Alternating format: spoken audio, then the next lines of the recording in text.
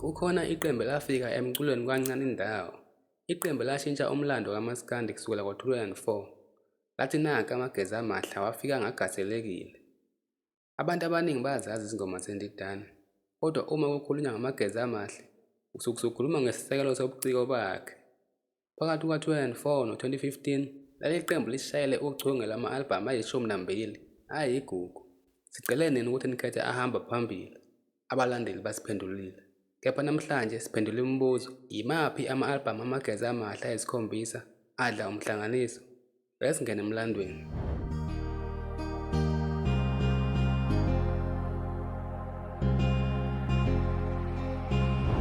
Sibingelele kubasha bezinidi. Siyanamukela futhi kule channel. Lapho siphila khona umlando wangempela we-Golden Era kaMaskandi. Sidlulisa ukubonga ngothando olukhulu enilikhombise kwi-documentary yethu edlulile. Lo mndeni uyakhula impela. Namhlanje silandela uvo lwenu. Sibheka ama-albhamu eniwavotele kwi-community post yethu. Siwaqhathanisa nomlando wedatha esinawo lapha e-studio. Uma uthanda umlando ojulile noyiqiniso, shaya u-subscribe button manje ukuze sifinyelele ku-1000 subscribers. Siqala uhlu lwethu ngo-number 7, i-albhamu ka-2011 ethi Badla ubhuqu bhudla ubhu. Le albhamu yaziwa kakhulu njenge-albhamu yesiqalo yesizukulwane esisha samageza amahle. Futhi-ke ingxenye yama-albhamu amageza amahle ahamba phambili ngenxa yalezizathu ezimbili. Esokuqala, kwakuvuthelelwa iqembu. Emva kokukhothama kukaSibongiseni Ntombela ngo-2010 nokuhlukana kweNdidane noNjencane, abantu abaningi bacabanga ukuthi amageza amahle aphelile. Kodwa uMtshengiseni wakhombisa amandla amangalisayo ukuvuselela leli qembu. Sesibili, ukunqoba imikomelo. Yize iqembu lase lishintshile, uConsa waqhubeka nokunqoba izindondo, ekhombisa ukuthi ubuhlakani bakhe abuncile kubantu kodwa busegazini lakhe. Ku-number 6, siya ku-2012 kwi-albhamu evela kancane ethi Udilika Jail.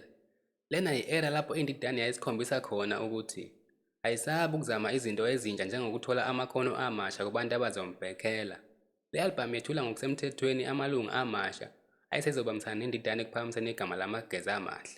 Lona umsebenzi owufakazi bokuthi uMtshengiseni ayengongqondongqondo wazi ukwakha kabusha noma isimo sinzima. Number 5, i-albhamu eyaba namandla emculweni kaMaskandi, u-2010, yango-2007. Khumbulani ukuthi ngalesi sikhathi izwe lonke lalilindele ngabomvu indebe yomhlaba. Amageza amahle abe sesinika lesiqubulo esithi u-2010 usufikile. Le albhamu ayigcinanga nje ngokuba izingoma, kodwa yaba umlando ogubha isikhathi esibalulekile eNingizimu Afrika. Abantu abaningi kwi-community post bayibalulile le albhamu njengale bakhumbuza emumva ezikhathini ezimnandi. Number 4, iphethe umbese, yango-2006. Lena i-albhamu esiyikhethile ukuthi ibe ingxenye yama-albhamu ahamba phambili amageza amahle. Yize ihleli ku-number 4. Kungani siyibeke phezulu kanje? Le albhamu yaziwa kakhulu ngamandla namahithi ayayinawo. Noma ingazange ivotelwe kakhulu kwi-community post, thina sikhethe ukuyifaka lapha ngoba iyona kanye yakhombisa ukuthi amageza amahle ayesezingeni eliphezulu kakhulu lokubhala izingoma ezazithandwa ngabantu. Sifika kwi-top 3. Number 3, i-albhamu Khohlisa Abantu, yango-2009. Lo nyaka wawunzima kakhulu emculweni kaMaskandi ngenxa yokukhothama kukaMgqumeni.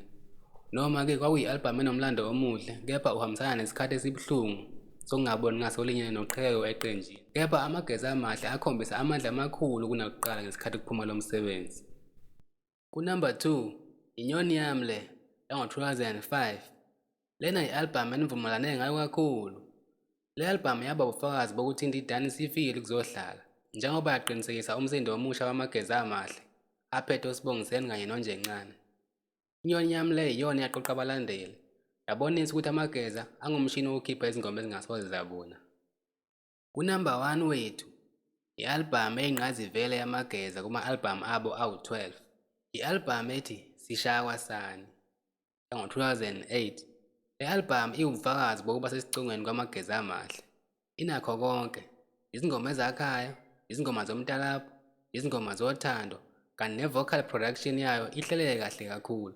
Kanti futhi noshoni omusha wezinsimbi, ama-beat amageza amahle lawa asiwaziyo namhlanje aqala kuyo le albhamu. Izingoma ezithi Bobekezela, Ihlezi Kanjani, njalo njalo, zisathandwa uMaskandi wonke. Siyabonga kakhulu ngokuvota. Le albhamu iyona enqobile ngokusemthethweni. Siyabonga kakhulu ngokubuka le top 7. Ingabe kukhona i-albhamu engiyishilo? Phawula ngezansi, usitshele i-top 3 yakho. Ungakhohlwa ukusubscribe ukuze ube ingxenye yethu. Ube ngokuqala ukubona ama-video ethu alandelayo. Sizobonana kwividiyo elandelayo. Ulungile. Bona babesisha